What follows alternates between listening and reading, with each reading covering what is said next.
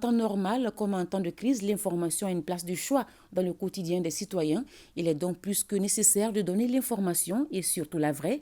Force est de constater que la fausse information prend du poids, une situation qui pourrait contribuer à une instabilité dans le pays.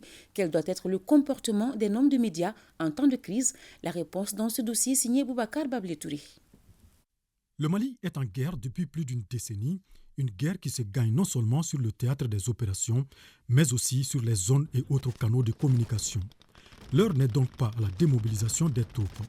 C'est l'une des raisons pour lesquelles le gouvernement de la transition a interrompu le signal de certains médias occidentaux qui faisaient office de radio des 1000 collines. En cette période cruciale de la vie de la nation, les hommes des médias ont un rôle prépondérant à jouer pour la stabilité du pays. Cela passe forcément par le traitement et la diffusion d'une information fiable. Est-il besoin de rappeler qu'il est inutile de procéder à la diffusion d'informations qui heurtent les sensibilités pour un pays déjà meurtri par une dizaine d'années de guerre, par des difficultés de toutes sortes? Je dirais que non. Il est important d'être responsable. Cependant, force est de constater que certains hommes de médias ne sont pas dans cette logique. Certaines nouvelles sont souvent diffusées sans fondement, avec comme seul objectif l'exclusivité ou la primauté de l'information.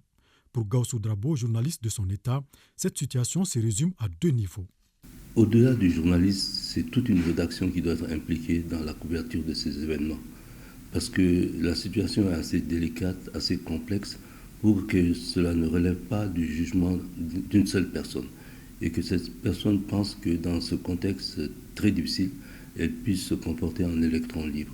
Et le deuxième préalable, il faut effectivement, surtout dans la situation des médias publics et des médias qui peuvent être raisonnables, travailler en étroite collaboration avec les services de l'information des forces armées et de sécurité. Le non-respect de ces deux principes nous renvoie à la question suivante. Quel doit être donc le comportement que les hommes de médias doivent adopter en temps de guerre? En période de guerre, les hommes de médias doivent donner des informations claires et précises. Ils doivent éviter des informations, même si cela est vrai, pour l'intérêt de la nation. Un avis partagé par ces citoyens qui déplorent cette position de certains journalistes qui s'adonnent à la désinformation. Les hommes de médias, pour moi, doivent être des gens qui sont là pour créer l'apaisement au sein de la population. Ils doivent être des gens qui sont là pour nous orienter, pour ne pas créer l'amalgame. Le rôle des hommes des médias, surtout dans cette période de crise, serait au moins de donner les bonnes informations et de sensibiliser plus. Au dire du premier responsable de la maison de la presse, il est plus que nécessaire de mettre ce patrimoine commun qu'est le Mali au-dessus de tout.